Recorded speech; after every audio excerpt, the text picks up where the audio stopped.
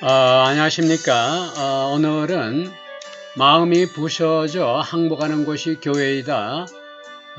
저번 1부에 이어서 2부에 연결해서 계속 동일한 주제로 가지고 말씀을 전달하도록 하겠습니다. 저번 시간에 교회에 오지 않는 사람을 버림받은 사람 또는 잃어버린 사람으로 간주한다는 그런 우리가 지적을 했고, 이것은 종교성의 장막을 찍고 역사 속으로 들어가 보면은 이런 교회에 오지 않는 사람을 잃어버린 사람이라고 간주하는 그 한마디가 우리의 심령에 무거운 그런 무게로 느껴지고 또 다가온다는 이야기를 했습니다. 그것은 그리스도에 대한 믿음을 버리고 교회 성전 의식으로 돌아가라는 그런 강요이고 압박감으로 우리에게 솔직히 다가오고 있는 것을 느낀다는 이야기죠. 유대인들은 교회에 출석하여 예배를 드리지 않으면 과거에 핍박과 학대와 엄청난 그런 버림을 받았습니다. 회당에서 쫓겨났죠. 또 비밀리에 모이면 공개 처형을 당했습니다. 감옥을 가고 가혹한 형벌을 받기도 했습니다. 이들에게 교회 집회와 예배 참석과 공개 모임은 죽지 않는 일종의 구원의 방주와 같은 그런 역할을 했던 것이죠. 이런 사실을 우리가 염두에 두고 히브리서 그 10장 말씀을 우리가 이해해야 된다는 얘기입니다. 그렇지 않으면 우리가 히브리서 10장 말씀에 모인다는 그 개념을 모이기를 폐하는 그런 일을 하지 말라고 하는 의미를 왜곡해서 잘못 오해하는 경우가 있는 원인이 된다는 얘기겠습니다. 이어서 이제 우리가 말하는 성전의 대제사장은 바로 예수 그리스도이시고 예수님께서 휘장을 직접 찢으셨습니다. 히브리서 10장 19절 말씀은 우리들에게 선언을 하고 있죠. 예수의 피로 성소에 들어갈 담대함을 갖는 성소는 교회 건물 벽돌로 된 건물이 아니라 그것은 은혜의 보좌로 언제든지 믿음 안에 있으면 접근할 수 있는 그런 장소라는 점을 우리가 히브리서 10장 19절 말씀을 통해서 우리가 깨달을 수 있었습니다. 구원이 교회의 출석과 무관하다면은 아무도 빼앗을 수 없는 이런 믿음의 기초는 하나님 말씀에 대한 새로운 언약과 관련이 있다는 사실을 우리가 알 수 있습니다. 히브리서를 읽어보면은 어느 견고한 교회의 건축물보다 더 확실한 것을 우리가 발견할 수 있게 된다는 얘기입니다. 그것은 하나님의 은혜에 있는 것이지 교회 출석이나 강요받고 회유하는 그런 교회 예배에 있지 않다는 얘기입니다. 에베소서 2장 8절에서 9절 말씀은 너희가 믿음으로 구원을 얻었나니 이것은 하나님의 선물이라고 이야기했습니다. 그렇기 때문에 이와 반하여 교회 의식과 교회 출석으로 강제를 하거나 강제를 받는 일이 있어서는 안 된다는 이야기입니다. 은혜는 예수님과 함께 십자가에 못 박힌 도둑에게 내민 손길을 생각해 보세요. 그 도둑은 어떤 교회에도 출석하지 않았고 그 어떤 예배에도 들어가 본 적이 없었습니다. 찬양도 부른 적이 없었습니다. 헌금도 한 적이 없었어요. 어떤 모임에도 참석한 적이 한 번도 없었습니다. 그럼에도 불구하고 그는 영원한 생명을 주는 오늘 나와 함께 낙원에 있으라는 예수님의 말씀을 들었습니다. 로마서 10장 9절 말씀은 더 깊이 강렬하게 율법을 찢는 그런 소리로 다가옵니다. 너가 입으로 예수를 주로 시인하면 하나님이 그를 죽은 자 가운데서 살리신 것을 내 마음에 믿으면 구원을 얻는다고 이야기했습니다. 여기 매주 일요일마다 주일마다 예배에 참석해야 된다는 조건이 있습니까? 그런 조건이 전혀 없어요. 단지 살아있는 친밀함과 개인적인 초래가 있을 뿐입니다. 그 초대는 이미 피의 값으로 지불되었기 때문에 돈으로도 살 수 없습니다. 어떤 강요나 회유로도 살 수 없는 초대입니다. 바울은 성스러운 장소인 교회 회당에 참석하는 것이 구원을 보장하는 것이 아니라고 말씀하고 있습니다. 구원은 인간의 공로가 아닌 하나님의 은혜에 대한 응답이 구원입니다. 그러나 오늘 목회자는 구원을 화폐의 가치로 만들어버렸습니다. 그러나 복음은 시장의 가치로 결정되는 것이 아니라 십자가에 의해서 결정되고 의존되는 것입니다. 은혜를 진정으로 우리가 이해하게 되면 방종을 낳지 않고 하나님 말씀 앞에 반드시 항복하게 된다는 이야기입니다. 물리적인 교회 출석을 통해서 영적인 안정감을 갖게 하는 것은 절대 하나님이 바라시는 것이 아닙니다. 아무리 아름다운 집이라도 거센 폭풍우와 몰아치면 무너지기 마련입니다. 그러나 강력한 십자가는 강력한 바위에 세워진 집과 같아서 절대로 흔들리지 않습니다. 새로운 변화의 탄생은 교회 출석으로 드러나는 것이 아니라, 교회 예배에 단지 참석하는 것으로 나타나는 것이 아니라 회개의 열매를 통해서 드러나고 나타난다는 사실을 우리가 잊지 말아야 할 것입니다. 그것은 내부의 변화로 외부로 드러나는 결과인 것입니다. 구원은 두려움을 바탕으로 거래할 수 있는 성질의 것이 아닙니다. 교회 출석과 예배 출석으로 회유하는 그런 거래로 구원이 이루어지는 것은 아닙니다. 왜 많은 사람들이 이런 두려움을 앞세워서 교회 출석을 강요하고 교회 출석의 그 굴레에 갇혀 있는 것일까요? 교회 건물과 교회 예배라는 의식이 아니라면 진정한 교회는 도대체 어떤 것일까요? 원래 교회란 이름은 존재 처음부터 존재하지 않았습니다. 에클레시아라는 그 단어는 더 오래되고 혁명적인 의미를 담고 있어요. 이는 인간의 손에 의한 억제와 공허한 의식에서 벗어나는 것이 바로 에클레시아입니다. 오늘날 에클레시아에 대한 말의 의미가 교회 안에서 왜곡되어 전달되어지고 있다는 사실은 지극히 염려스러운 일이 아닐 수가 없습니다.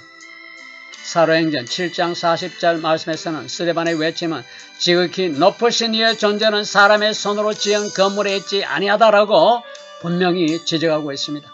그러나 성전에서 이익을 얻는 사람들은 이 말을 두려워할 수밖에 없죠. 스데반의 외침은 오늘날에도 마찬가지로 우리에게 울리고 있습니다. 하나님은 돌로 만들어진 건물에 갇히지 않으셨어요. 오늘날 교회라는 건물의 문을 열면 우리가 볼 수 있는 것이 무엇인가요? 여러분들 한번 생각해 보세요. 교회 출석한 성도들의 입술과 얼굴에 담긴 질투와 험담, 교회 안에 VIP 구역, 말씀의 빛보다 화려하고 강한 교회 안의 조명들, 오만한 목사들, 정장 차림의 교회 지도자들, 믿음을 교회 성도들의 숫자로 바꾸는 복음들, 타협한 진리의 말씀들, 십자가 없이 전해지는 세속적인 가치와 약속들, 포장된 복음들, 이런 외식적인 정말로 탄식스러운 일들이 교회의 문을 열면 우리 눈에 그대로 들어오는 것입니다. 헌금을 강조하고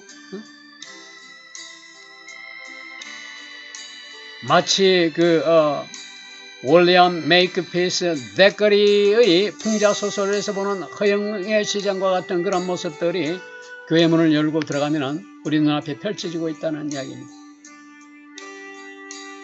이 혼란한 무대 가운데 하나님은 보이지 않는 백성들을 지키십니다. 처음부터 교회는 화려한 조명 없이 꽃을 피웠습니다. 초대교회를 생각해 보세요. 마태복음 18장 20절 말씀은 두세 사람이 내 이름으로 모인 곳에는 나도 그들 가운데 있다고 하십니다. 장소를 거룩하게 만드는 것은 성령 하나님이시지 화려한 조명과 화려한 찬양과 화려한 교회 안의 분위기와 대형 건물들, 건축물이 아닙니다. 건강한 교회를 여러분들이 출석하고 다닌다는 것은 축복이 아닐 수가 없습니다. 건강한 교회에서는 교인들을 회유하지도 않고 강요하지도 않고 출석에 족쇄 안에도 가두려 하지 않고 의식에 갇히지 않고 죄책감을 심지 않습니다. 에베소 5장 25절 말씀에서 보는 것처럼 많은 이들이 경건하고 거룩한 삶을 사는 것처럼 보이지만 실제 삶은 너무나 현실과 다르다는 이야기입니다. 교회 안에는 온갖 종류의 가면을 쓴 그런 성도들로 가득 차 있습니다. 진정한 교회는 교회 건물의 벽 안에 갇히는 것이 아니라 하나님 말씀 앞에 부서지고 무너져 그 심령이 하나님 말씀 앞에 항복하는 곳에서 진정한 교회의 모습이 생성되고 발견되게 되는 것입니다. 에클레시아 교회는 두려움에서 벗어난 자유함이 있어야 진정한 교회의 모습입니다. 예수님은 마태복음 5장 15절 말씀에서 경고하셨어요. 거짓 선지자들을 삼가라. 그들이 양의 옷을 입고 나오나 열매로 그들을 알리라고 하셨습니다. 열매로 그들을 안다고 하셨어요. 교회 안에 수많은 사람들이 모여있지만 마음이 부서지고 회개하는 사람은 극히 드물다는 사실은 안타까운 일이 아닐 수 없습니다.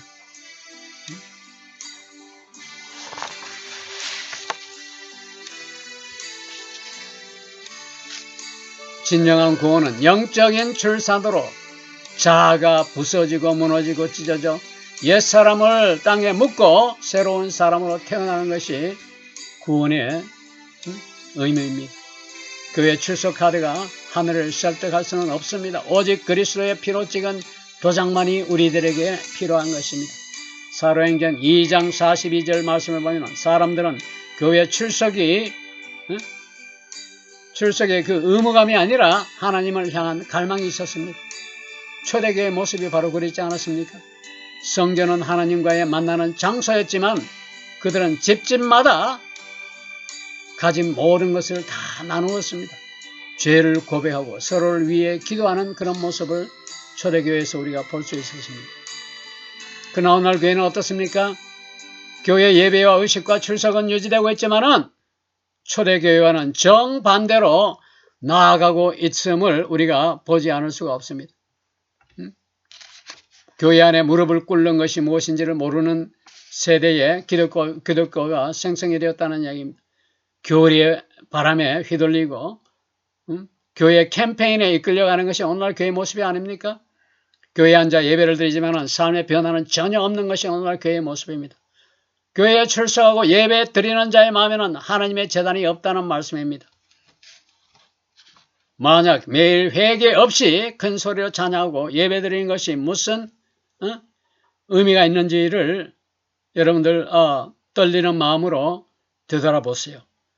에클레시아는 교회 건물이나 간판이나 헌금이나 찬양이나 봉사가 아니라 하나님의 임재를 지닌 생명이 있는 몸이어야 바로 에클레시아의 진정한 의미로 볼 수가 있다는 이야기입니다.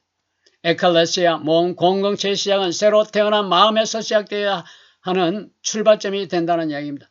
서로를 위해 기도하고 빵을 나누고 넘어진 자를 일으켜주는 것이 참된 교회의 모습이라는 이야기입니다. 중요한 것은 단지 교회 출석이 아니라 출석해서 예배를 드리는 것이 아니라 하나님과의 살아있는 친밀한 관계를 맺는다는 것을 우리가 잊어서는 안 될 것입니다. 우리가 기억해야 될 것은 교회가 되는 것은 건물이 아니라 죄를 회개하는 곳에 거하시는 성령님이라는 사실을 우리가 알아야 될 것입니다. 우리 개개인 자신이 하나님의 성전이 되어야 되고 우리 마음속에 우리의 심령이 무너지고 부서져 우리 마음속에 항복이 있는 곳에 참된 교회가 세워져야만 하나님의 기뻐하신다는 사실을 우리가 잊지 말아야 할 것입니다. 우리의 마음이 부서져 항복하는 것이 교회다는 사실을 여러분들 되새기면서 참된 신앙이 무엇이고 참된 교회가 무엇이고 참된 예배와 교회 출석이 무엇인지를 다시 돌이켜 생각해 보는 시간이 되었으면 합니다. 오늘 말씀은 여기서 마무리 짓도록 하겠습니다.